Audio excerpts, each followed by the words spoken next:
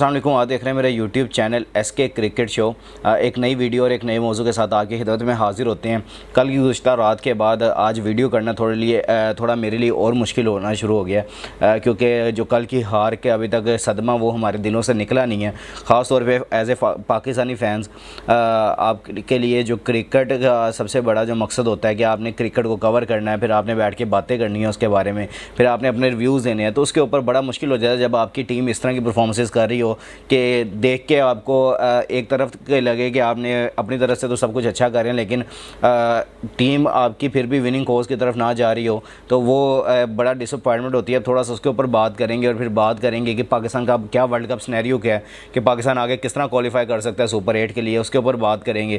फिर उसके अलावा बात करेंगे मोहसिन नकवी साहब का बयान निकल के सामने आया, उसके ऊपर बात करेंगे। और ड्रेसिंग रूम से बाबर आजम के हवाले से बहुत ही बुरी खबर निकल के सामने आ रही है, वो भी आप तक पहुँचाएंगे। अगर आप मेरे चैनल पर नए और पहली दफ़ा आए तो जल्दी से जल्दी चैनल को सब्सक्राइब कर लें और बेल आइकन को ज़रूर दबाएं ताकि हमें लेटेस्ट वीडियो आप तक पहुंचती रहें। बात करते हैं सबसे पहले पाकिस्तान की गुज़श्ता हार के बारे में। पाकिस्तान इंडिया से 120 रन के चेज़ करते हुए हार गया था, और जो हारने की बड़ी वजह से नज़र आ रही है वो पाकिस्तान की बैटिंग लाइनअप है और ख़ास तौर पे मिडल ऑर्डर में परफॉर्मेंस नहीं है।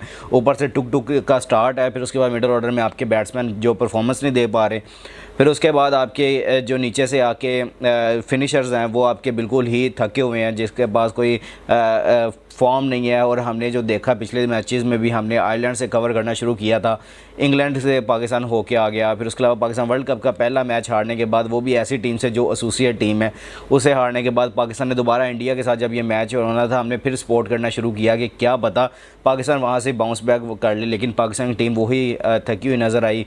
बॉलिंग में करके दे दिया लड़कों ने, लेकिन बैटिंग में पाकिस्तान के लड़के वो at the end match finish नहीं कर पाए। तो जो सबसे बड़ा मेन कॉज नज़र आ रहा है वो पाकिस्तान के इंटेंट का नज़र आ रहा है कि पाकिस्तान किस इंटेंट के साथ जा रहा है, वहाँ पे लड़के जान मारते हुए बैटिंग में नज़र नहीं आए।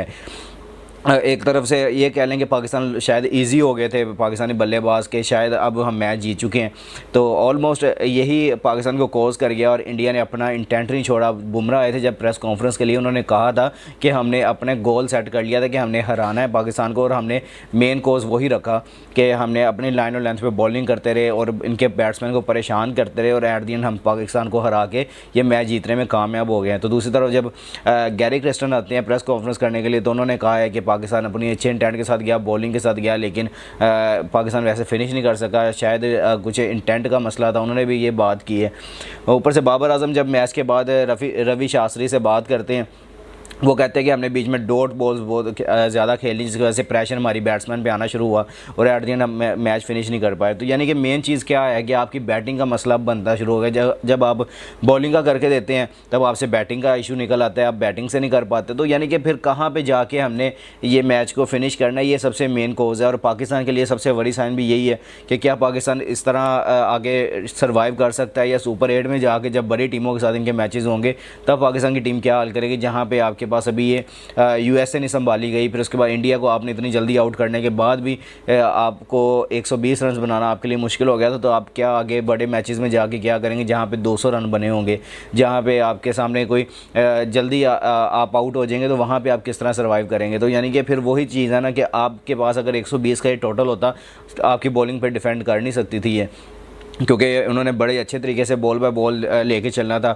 इंडिया को देख लें, जिस तरह आयरलैंड ने इनको तंग किया था पहले मैच में, वहाँ पे इन्होंने किस तरह ऊपर से रोहित शर्मा ने खड़े होकर 50+ स्कोर किया और अपनी टीम को जितवाया। फिर नीचे से आके ऋषभ पंत ने अच्छा खेला था। तो अब देख लें, ये इंटेंट की बात होती है, आपने मैच के ऊपर फोकस रखना होता है और आपने किस तरह अपनी टीम को लेकर चलना होता है, ये आपके हाथ में होता है। अब आते हैं थोड़ा सा मोहसिन नकवी साहब की जानिब। उन्होंने बड़ी आउटस्टैंडिंग कल खबरें निकल के सामने आई और बात भी की है उन्होंने मीडिया से बाद में, जब मैच पाकिस्तान हार गया तो उन्होंने कहा था कि मैंने सोचा था कि मैं छोटी मोटी सर्जरी करूंगा पाकिस्तान की, तो ये पाकिस्तानी टीम परफॉर्मेंस देगी, लेकिन अब ये मैच हारने के बाद लग रहा है कि पाकिस्तान को मेजर सर्जरी की ज़रूरत है। यानी कि उनका कहना ये था कि वो चाहते हैं कि अब शायद बीच में बड़े प्लेयर्स को भी साइडलाइन किया जाए। कुछ ऐसे प्लेयर्स हैं जो कि ज़बरदस्ती खिलाए जा रहे हैं, उनकी परफॉर्मेंसेस नहीं है, लेकिन उनको ज़्यादा उनके ऊपर रिलाई किया जा रहा है। फिर बाबर आजम को बैक किया जाता है हमेशा से कि आपको हम पूरी टीम टीम देते हैं, जिस तरह आप चाहते हैं वो लड़के ले लें और हमें परफॉर्मेंस दें। लेकिन बाबर आजम 2-4 साल हो गए हैं उनके पास कप्तानी है, उनके वो जो रिज़ल्ट निकल के सामने आने थे वो वैसे आए नहीं हैं। तो अब मेन चीज़ ये है कि क्या मोहसिन नकवी के पास इतनी अथॉरिटी है कि वो बाबर आजम के आगे खड़े होकर उनसे कहेंगे कि हम इस तरह सर्जरी करने जा रहे हैं, और उन्होंने कहा कि हम आपको करते हुए नज़र भी आएंगे। कौम को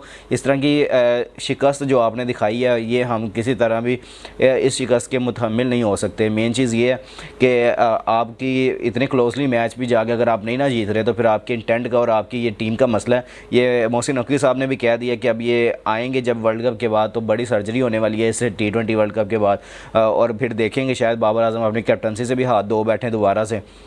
मेन चीज़ ये है। और इसके अलावा आते हैं बाबर आजम की थोड़ी सी बात कर लेते हैं। बाबर आजम ने और जो शुएब जट हैं एक सीनियर जर्नलिस्ट हैं जो कि बैठ के बाबर आजम के ऊपर बहुत ज़्यादा तनकीद भी करते होते हैं अक्सर, तो वो उनका बयान निकल के सामने आया कि उन्होंने कहा कि सोर्सेज कंफर्म कर रहे हैं कि बाबर आजम वर्ल्ड कप के बाद 2 महीने का इंटरनेशनल ब्रेक ले रहे हैं। उन्होंने कहा है कि हमने अब 2 महीने का, उनके सोर्सेज जो हैं वो कंफर्म कर रहे हैं कि बाबर आजम 2 महीने के लिए इस तरह इंटरनेशनल क्रिकेट से बाहर हो रहे हैं। फिर उसके बाद वो आपको 2 महीने के बाद नज़र आएंगे और उसके बाद आगे फर्दर ऑन शायद वो कप्तानी को भी छोड़ने का सोच रहे हैं। तो ये बाबर आजम के लिए मेरा ख्याल है कि जब आपको एक दफ़ा कप्तानी मिली थी, आपने वहाँ पे कैप्टनसी को दोबारा से जब आपको पूछा गया कि आप दोबारा कैप्टनसी करेंगे, आपको वहाँ पे ही कहना चाहिए था कि शाहीन अफरीदी को आपने बनाया, उनको 1 महीने के लिए आपने बनाया था, एक सीरीज़ मिली है उनको, आप उनके साथ कैरी ऑन करें। आपको चाहिए था आप दोबारा लंबे प्रोसेस के बाद आते कोई, हालांकि कम बैक होते हैं, कप्तानी दोबारा मिलती है कि आपको जो भी प्लेयर्स होते हैं, अक्सर पास्ट में भी ऐसा हुआ है कि प्लेयर्स को दोबारा से कैप्टनसी ऑफ़र की गई है और उन्होंने की भी है, लेकिन वो दोबारा एक प्रोसेस से होके आते हैं। लेकिन बाबर आजम को 1 महीने के गैप के बाद दोबारा जब मिली है, उनके पास वो परफॉर्मेंस नहीं आई, तो वो सबसे मेन चीज़ है कि इनको कैप्टनसी के ऊपर भी काफ़ी ज़्यादा फ्लॉज हैं। बाबर आजम शायद कैप्टनसी का दोबारा सोच रहे हैं कि वो छोड़ देंगे। इसके अलावा जब वो स्टेडियम से बाहर जा रहे थे काफ़ी ज़्यादा लोगों ने मिसबिहेव किया, जिम्बाबर के नाम से नारे लगाए हैं बाहर स्टेडियम के बाहर, तो बाबर आजम वहाँ से गुजर रहे थे, शायद ये भी उनके दिल में ये बात रह गई है और उन्होंने सोचा कि मैं 2 महीने के लिए ज़रा इंटरनेशनल से ब्रेक लेके और मैं अपने ऊपर काम करूँ, थोड़ा मेंटली अपने आप को फिट करना चाहते हैं क्योंकि काफ़ी ज़्यादा टॉर्चर हो रहा है। फिर आयरलैंड से हारने के बाद क्रिटिसिज्म बर्दाश्त करना, फिर उसके बाद इंग्लैंड से सीरीज़ हारना, फिर उसके बाद वर्ल्ड कप में आके USA से हारना, फिर इंडिया से इतना क्लोजली मैच हार जाना, तो ये आपके मेंटल का सारा काम होता है। तो शायद वो मेंटली अपने आप को फिट करना चाहते हैं, तो इस वजह से वो चाह रहे हैं कि मैं 2 महीने का इंटरनेशनल ब्रेक ले लूँ, इंटरनेशनल मैचेस से ब्रेक लेके। तो वो इंशाल्लाह देखें कम बैक किस तरह करते हैं। और ये अभी सोर्सेज कंफर्म कर रहे हैं, अभी अंदर ये ऑफिशियली ख़बर नहीं है, अभी ये शुएब जट के जो अंदर सोर्सेज हैं वो कंफर्म कर रहे हैं, शुएब जट ने ये खबर ब्रेक की है। होपफुली ये सच भी हो सकती है, होपफुली ये गलत भी हो सकती है। अभी इसके ऊपर हम बात बाद में करेंगे जब इस तरह कोई इसके ऊपर ऑथेंटिक बात होगी, तो इंशाल्लाह और भी ख़बरें निकलेंगी तो आपके साथ बात करते रहेंगे। लेकिन कल की जो डिफीट हुई है पाकिस्तान को, उसके बाद अभी तक सुकून नहीं आया, रात को अच्छे से नींद नहीं आई और हमने रात को बैठ के बिल्कुल ही सारी रात सोचते रहे कि यार ये इतना क्लोजली मैच जाके फिर हार गए। तो ये जो मेन चीज़ें हैं ना ये कोज़ करती हैं और पाकिस्तान को चाहिए कि यहाँ से उठ के अभी भी है। और स्नैरियो पे ख़ास तौर पे बात करना मैं भूल गया हूँ, स्नैरियो पे बात कर लेते हैं थोड़ा, पाकिस्तान के जो क्वालिफिकेशन स्नैरियो है उसके ऊपर। चलें वो नेक्स्ट वीडियो में आएंगे, उसके ऊपर फिर डिटेल से बात करेंगे क्योंकि अभी ये वीडियो और लंबी होती जाएगी और आप फिर इस तरह हो जाए इंशाल्लाह पाकिस्तान क्वालिफिकेशन सिनेरियो आगे अगली वीडियो में देख लेंगे। तो अगर आपको मेरी ये वीडियो पसंद आई है तो जल्दी से जल्दी लाइक शेयर और कमेंट्स कर दिया करें। जिस भाई ने अभी तक चैनल को सब्सक्राइब नहीं किया वो जल्दी से जल्दी चैनल को सब्सक्राइब कर लें और बेल आइकन को ज़रूर दबाएं ताकि मैं लेटेस्ट वीडियो आप तक पहुँचती रहे। इंशाल्लाह मिलते हैं नेक्स्ट वीडियो में। अपना और अपने आसपास के लोगों का ख्याल रखिएगा और दुआ में हमें भी याद रखिएगा। अल्लाह हाफिज़।